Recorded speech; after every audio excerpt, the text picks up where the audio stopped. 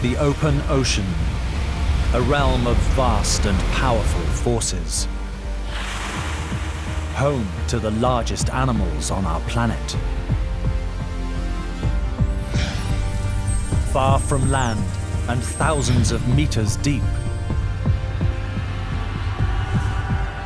Its limitless blue, punctuated by bursts of frenzied action. But at night, the open ocean changes. Billions of animals rise from the deep. Strange new creatures. Animals that thrive in impenetrable dark. This is the greatest migration on Earth.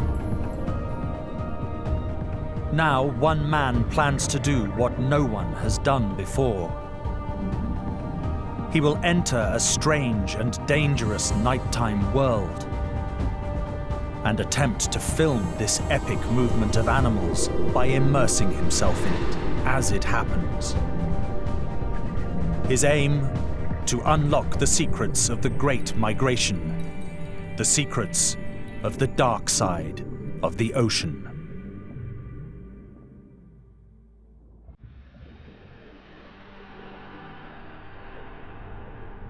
Marine biologist and acclaimed underwater cameraman Rick Rosenthal has spent more than 30 years filming the creatures of the open ocean. Most of the time he films during the day when there is enough light for his cameras. But now he plans to film a nighttime phenomenon. A vast vertical migration. Billions of deep-water animals that rise from the abyss to feed in darkness on plankton near the surface. By rising at night, they avoid detection by daylight predators. At dawn, they descend again to the safety of deep, dark water.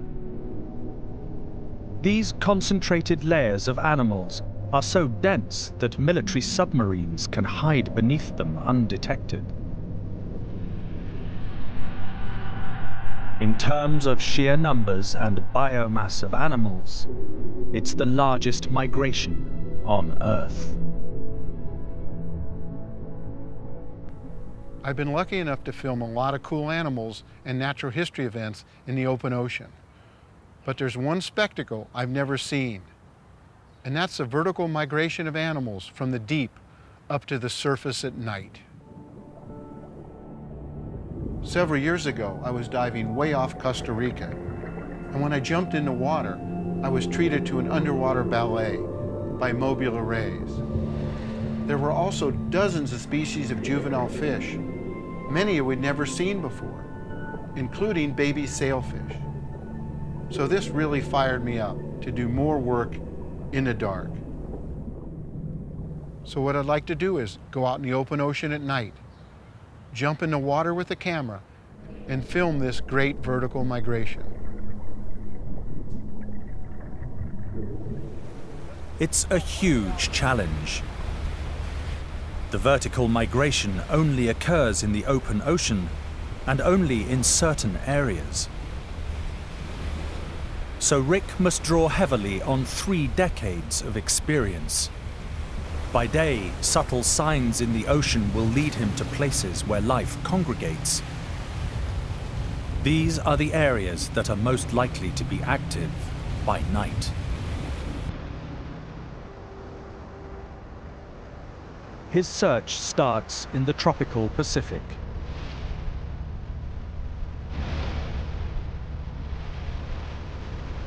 With veteran captain Dennis Bishop aboard the MV Coco standing 100 meters off, Rick searches for signs of marine life.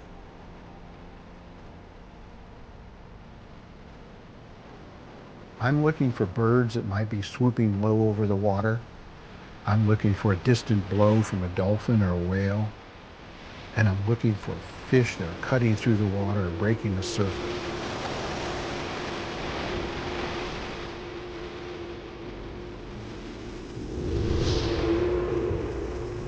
These signs in the sea are so important for us to find anything out there.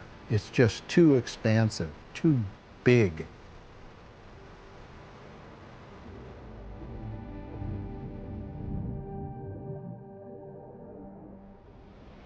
Rick is searching here because he saw a blow of spray from a whale. The whale might have moved on, but a telltale smooth patch suggests that something large is hidden below.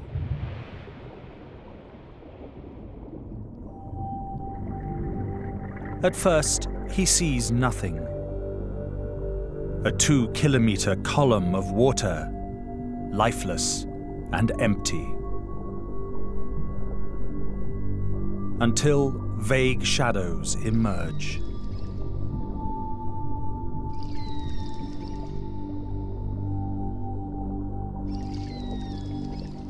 Pilot whales. They feed on deep water squid, which form an essential part of the nightly migration. If there are whales on the surface, there may be life far below, waiting to rise up at night.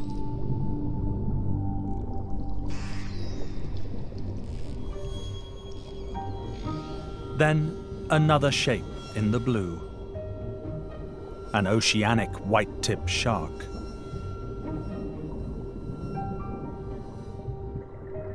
When I'm in the water and I see these shadows, it's not about being frightened or anything. You're pumped up.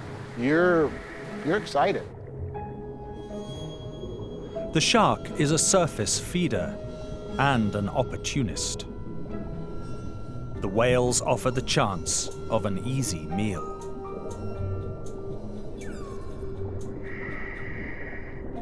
When I see sharks and whales get close to one another, I go into a hunting mode because something's going to happen here.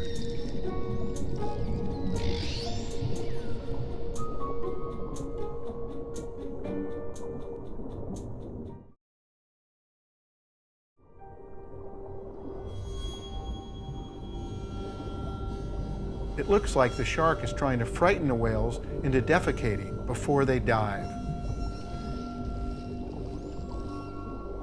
During the day, there's often very little food in the open ocean. The shark has developed a way to steal a meal from the whales. A red plume is a sign that the whales have been eating squid. I can see the shark picking off bits of squid in the feces trail.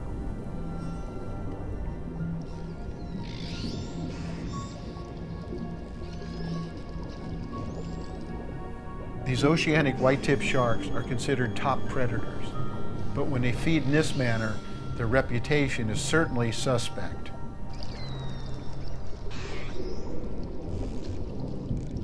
The whales dive.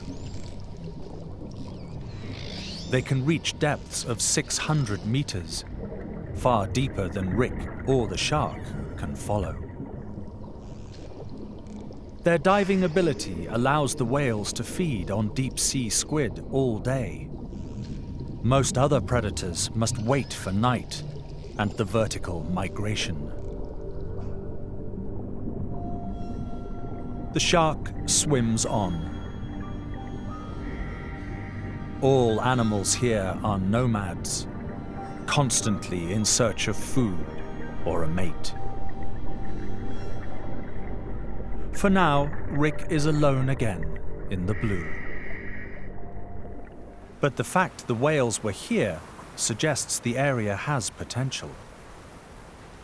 Rick decides to stay and see what happens next.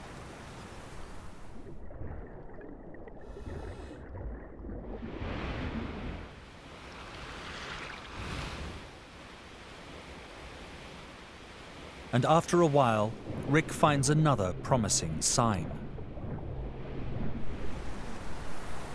Where two currents meet, the nutrients from both become concentrated. A line of fertile water in the otherwise featureless ocean. That current line is another indicator that we're in the right area. So you're in one, stay with it, It's like a highway. Phytoplankton flourish here, microscopic plants that need both sunlight and the nutrients in the currents. They are the foundation of the food chain here in the open ocean, and a feast for a school of surface-dwelling anchovies. But the anchovies have a problem. The bright light makes them an easy target for predators. It's not long before a school of skipjack tuna arrives, and a feeding frenzy begins.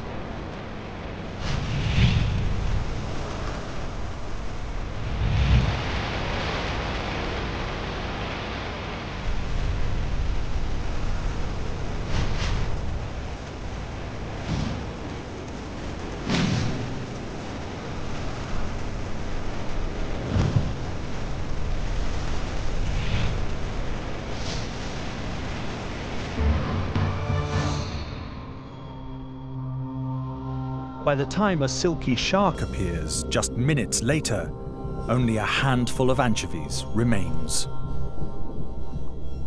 The shark picks off the crippled fish which the tuna have left behind.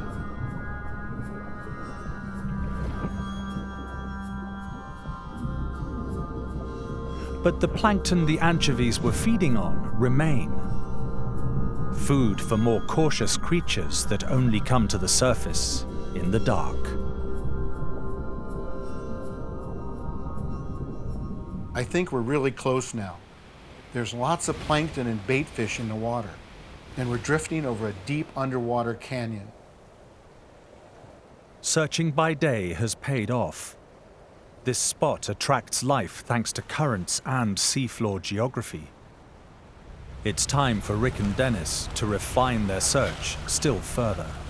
Dennis, I'm seeing trash, little flotsam, and animals under it. I think we're in a good spot. What do you got? Yeah, I can see it a little farther than you. It goes all along the edge out there, and I see a... Whoa, wait!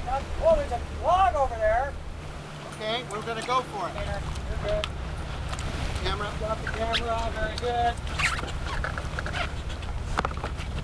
Got your gear. Dennis has spotted a log in the distance. Good. Okay, all right, get her going. Let's get her going. This kind of flotsam can act like a tiny mobile reef, creating shelter for many species of fish. If life gathers here by day, there's every chance Rick will be in the thick of the action at night.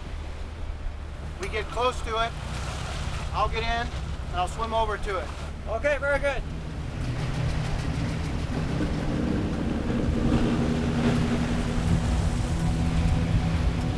A pod of spotted dolphins heads in the same direction, another encouraging sign.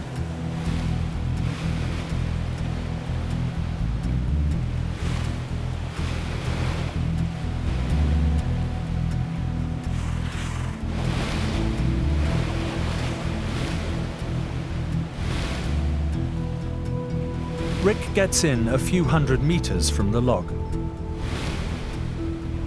It looks to him like the dolphins are feeding here. He's right. These open-jawed postures are a warning to back off. But Rick is not alone in following the dolphins. Yellowfin tuna often hunt together with dolphins, and they appear soon after.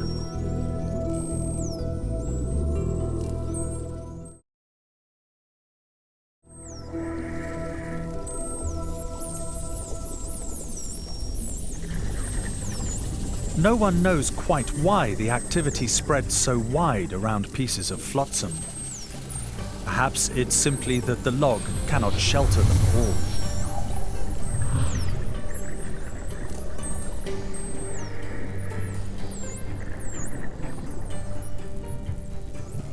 Finally, Rick reaches the center of the action. But the frenzy is all around him, stretching further than he can see. The dolphins are buzzing and rocketing around the log. chasing the small fish out into the open water.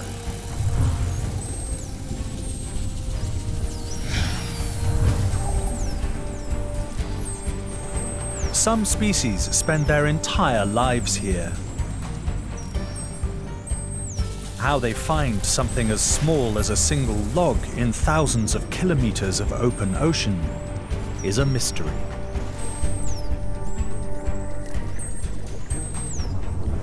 But predators and prey are both here in abundance.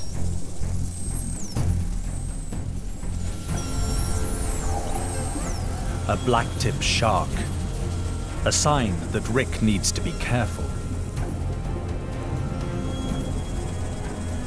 It's one thing to be a small fish hiding under the log, but if you're a cameraman, you're exposed.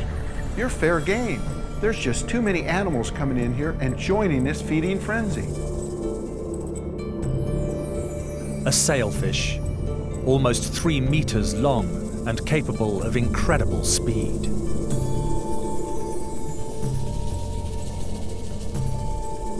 Its skin, normally bright silver, turns black when it's hunting.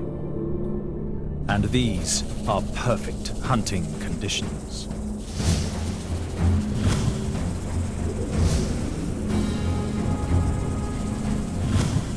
Predators will travel hundreds of kilometers for a feast like this.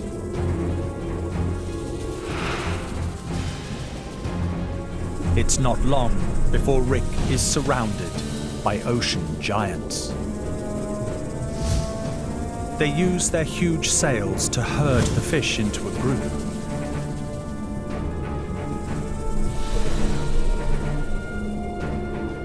Then they take turns to lunge through the bait ball to feed.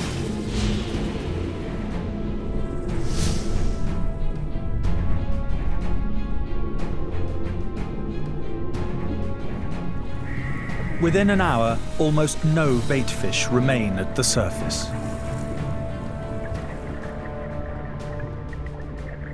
As evening approaches, the predators dive to meet the rising migration of deep-sea creatures. Rick can dive without scuba gear to 20 meters or more, but the vertical migration is probably still hundreds of meters down. For now, he must wait. Finding a similar aggregation of predators and prey in the dark will be tough. Most of the open ocean will be as empty at night as it is during the day. But Rick is convinced the predators he has seen are proof that the migration could happen right here. They circle the area, waiting for the dark. The depth sounder registers a dense mass beneath them, moving slowly towards the surface. The mass covers an area the size of a small city, and it's made entirely of living things. Soon, the most challenging part of Rick's mission will begin, filming at night, here in the open ocean.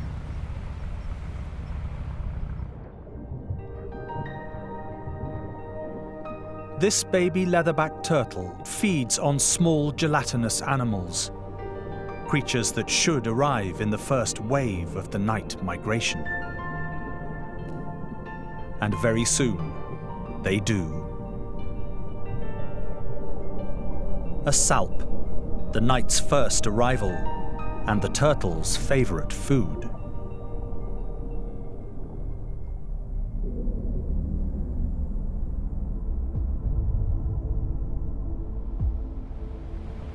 Night filming is challenging and dangerous.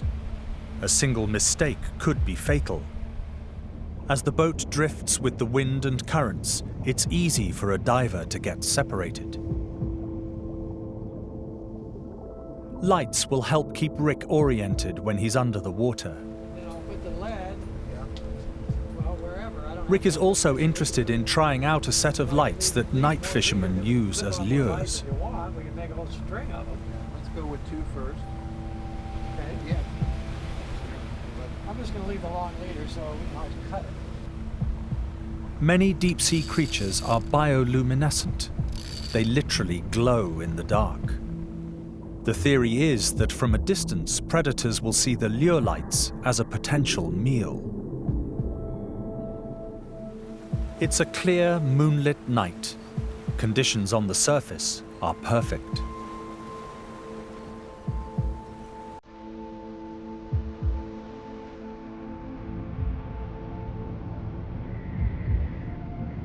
He hides in the dark below the boat, with the lure lights 10 meters below him, and waits.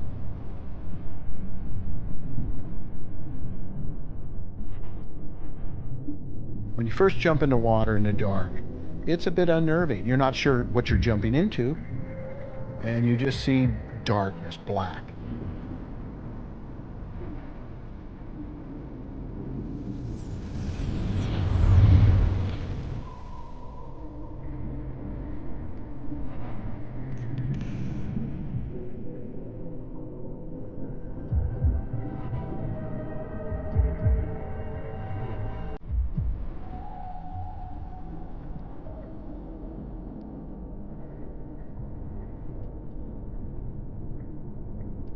Strange creatures emerge from the deep.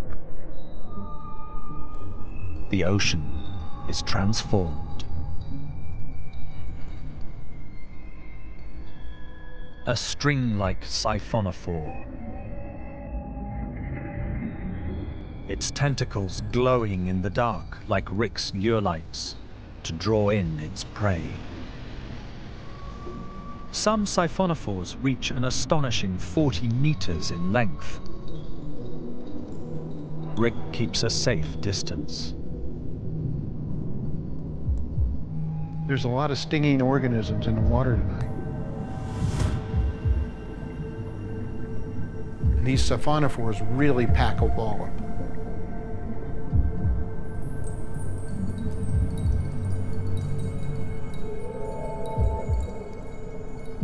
A pyrosome, bioluminescent, as are so many creatures of the deep. The light serves different purposes in different species. They can lure prey, distract predators, or attract a mate. A larger pyrosome acts as a refuge for a tiny surgested shrimp. Out in the open, it would be an easy meal for predators.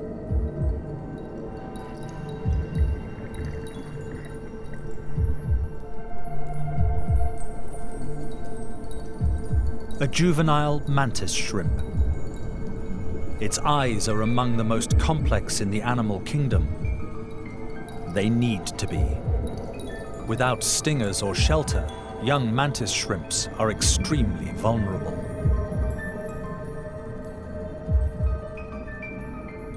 These are remarkable encounters, but Rick has seen fewer animals and far less diversity than he expected.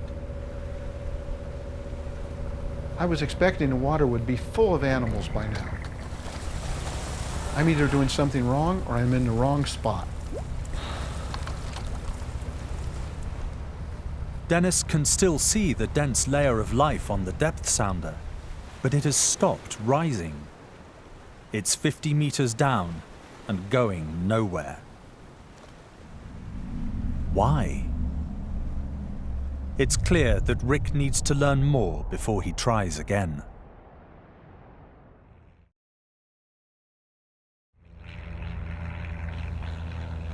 Several days later, and in search of answers, Rick travels to the Monterey Bay Aquarium Research Institute in Central California.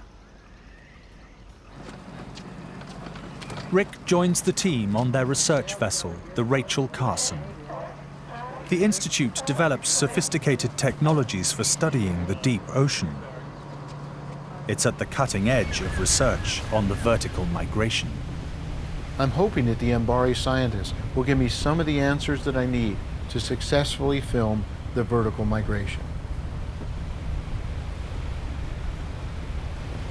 He joins Dr. Bruce Robison, one of the world's experts on the deep sea environment.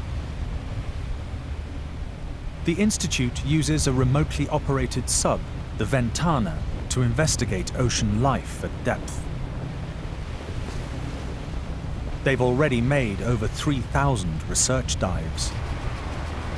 This technology has enabled Dr. Robeson's team to study deep water life in unprecedented detail, both at night and by day.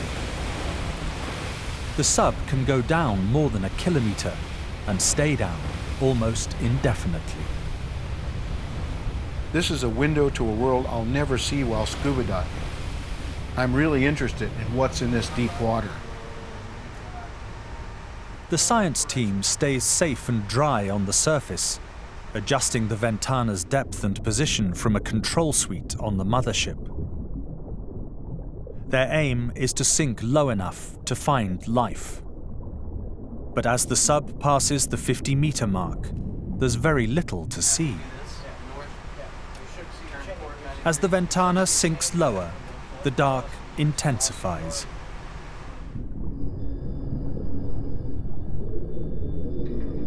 At 200 meters, there's almost no light at all, and animals begin to emerge from the dark.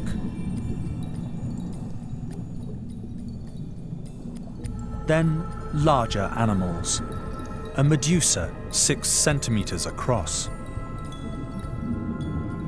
The team carefully maneuver it into a collection jar. Begin transit. Previous systems used nets instead of suction. Jelly-like creatures were usually destroyed. The new system has led to the discovery of many species new to science.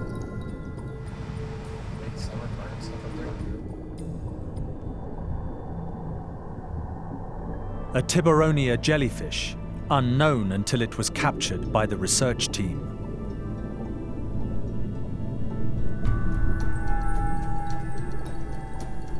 This is a world of bizarre species. Many of them, like this cockatoo squid, rarely seen at the surface.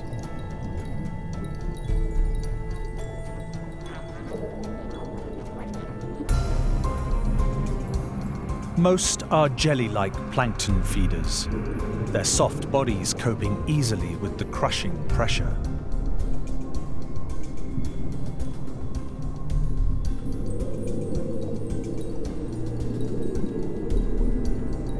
Living in near darkness, what benefit is a red body for the bloody belly comb jelly?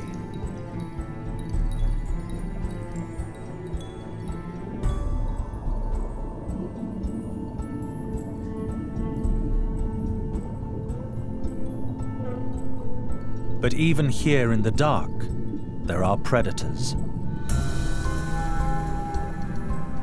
A viper fish, 1/2 meter long. A deadly predator of the deep with a lifespan of 30 years or more.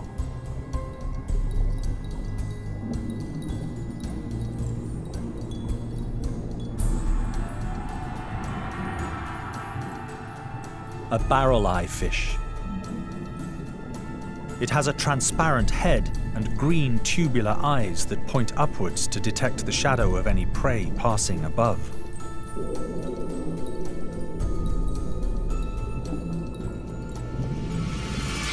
A narrow escape.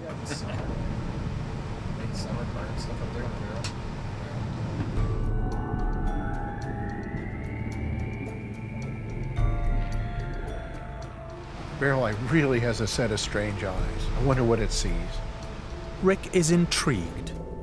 These animals were always below him as he filmed.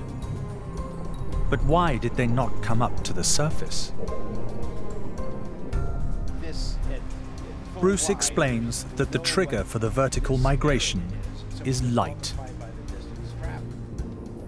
The animals remain in dark waters during the day. By only coming up to feed at night, they ensure that they are harder for predators to detect. Dr. Robeson's research has revealed that they stay in a zone where the brightness is 1% of full daylight. At night, this 1% light level is close to or at the surface. And in the morning, as the sky brightens, the 1% zone gets deeper. The animals follow the darkness back into the depths.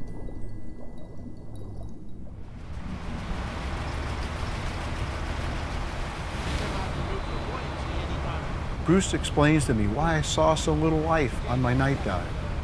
The moon was just too bright. The animals stayed below my diving depth. Rick must try again on a darker night.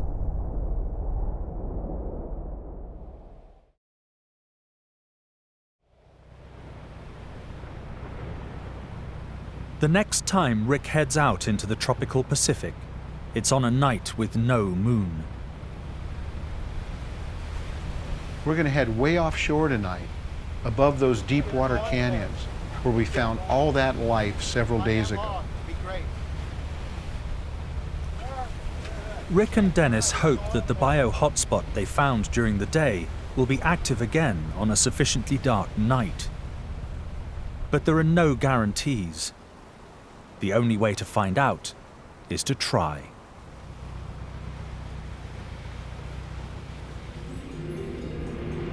The lights on the camera and the boat seem bright in the dark, but they're far dimmer than the moon was on Rick's last dive.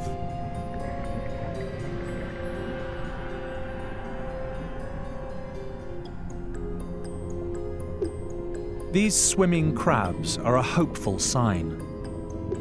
They don't dive deep, so they can only feed near the surface. They must have gathered because they expect plenty of food to be here soon. They're waiting for the migration to reach the surface. A ctenophore darts through the water. I've seen a real evolution in these underwater camera systems over the years. These new digital cameras capture high-definition images, even under very low light. More animals arrive every minute. Alien forms, most of them sightless, yet pulsing with light. A crab larva, attracted by the lights, is entangled in sticky filaments. It struggles to escape and succeeds.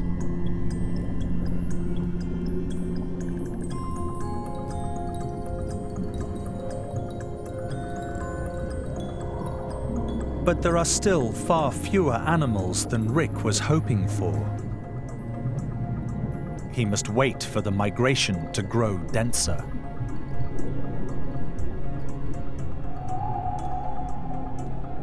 I feel like I'm drifting in deep space, looking for new life forms. I never know what's going to come out of the dark water. Scad mackerel emerge from the shadows, ready to feast on the rising plankton.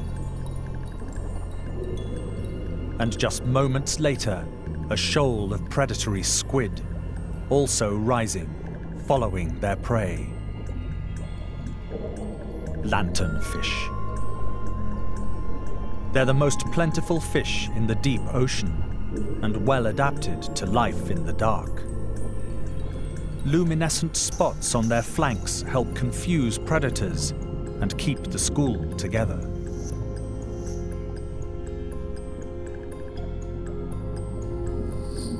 The lanternfish's jerky movements mean the squid are never sure when to strike. Even so, this one has caught a fish almost as big as itself.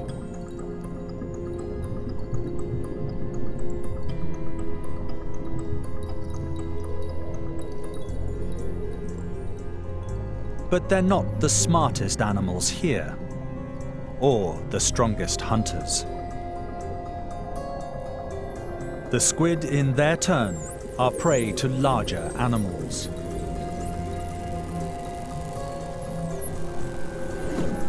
Alarmed, the squid squirt clouds of ink. The clouds are designed to confuse predators by obscuring the squid's movements. and there's always a chance the attacker will go for the ink shape rather than the animal itself.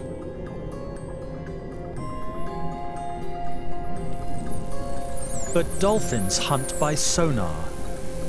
The squid's ink is no defense at all. They flee. The dolphins track them.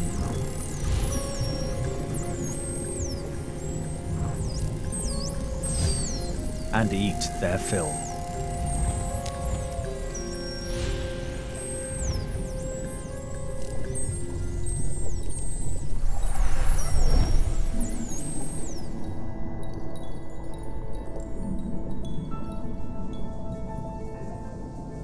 But for Rick, the biggest surprise is this. A juvenile shortbill spearfish, just 5 centimeters long. This juvenile spearfish is such an exquisite creature. I've looked a long time to find one, and here it is in the deep sea at night. It's a close relative of the sailfish he saw earlier. If it survives to adulthood, it will be over 2 meters long and weigh up to 35 kilos. This feels like a flashback to Costa Rica when we first filmed baby sailfish at night. Unlike the adults, juvenile billfish are rarely seen in daylight. While they're small, they are vulnerable, so they too must hide in the dark.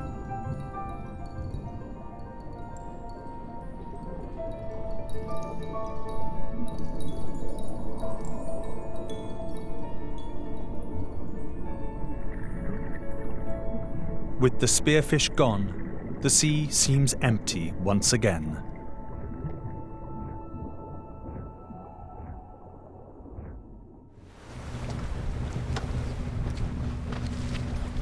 Dennis, baby spearfish. Wow. You know, Juvenile cousin spearfish? of sailfish and marlin, about this long. Wow. Iridescent blue, unbelievable dorsal fin. Just rolling that up, feeding.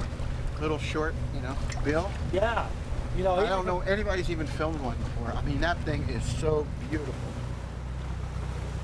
So far, Rick has only seen the beginnings of the vertical migration. The majority of animals must rise 1/2 kilometer or more. Rick suspects that these have yet to reach the surface. He will have to dive again, later in the night. Hours pass. Rick and Dennis watch the Coco's depth sounder anxiously. They can see the thick layer of the vertical migration rising beneath them. But is it dark enough for the migration to reach the surface? A shark circles the boat. The presence of these big predators tells Rick that more and more animals are reaching the surface. The vertical migration must be nearing its peak. It's time to get set for the next dive. By the time Rick returns to the water, it's after midnight. And everything has changed.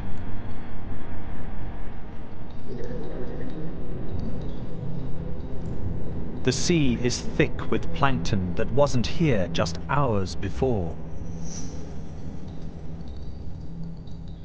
This time it's different. The water's full of tiny animals. It's like filming in a blizzard. A manta ray. A 5-meter giant feasting on the snow of microscopic creatures. Like Rick, the manta has been waiting for this.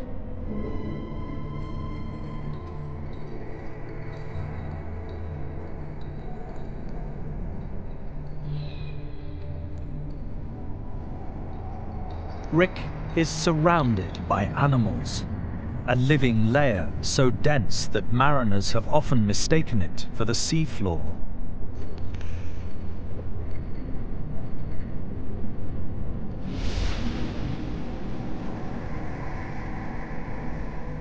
The waters of the Pacific are bursting with life. The greatest migration on Earth.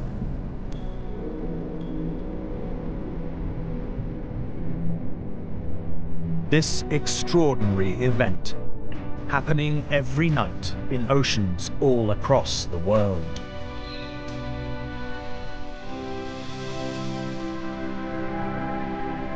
Hundreds of millions of tons of animals, constantly on the move in response to changing light. Oases of life in the sea's desert. There to be discovered if you know where and when to look.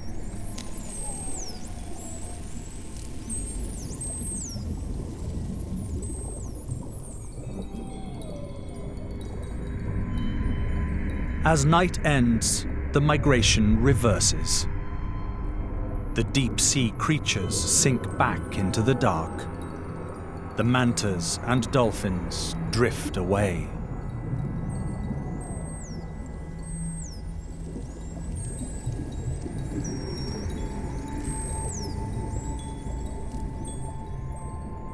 Rick is once again alone. His extraordinary encounter is over.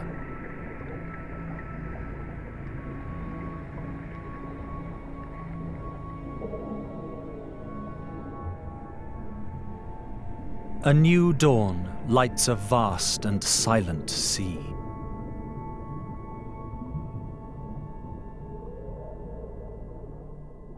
Sunlight once again nourishes the plankton that even creatures of the dark ultimately depend upon. For Rick, there will always be new animals to film. Always new encounters with the deep.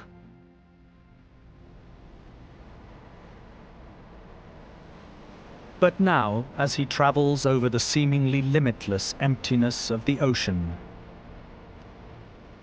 he knows that in oceans all across the planet, the animals of the Great Migration are still there in the deep, just waiting for the dark.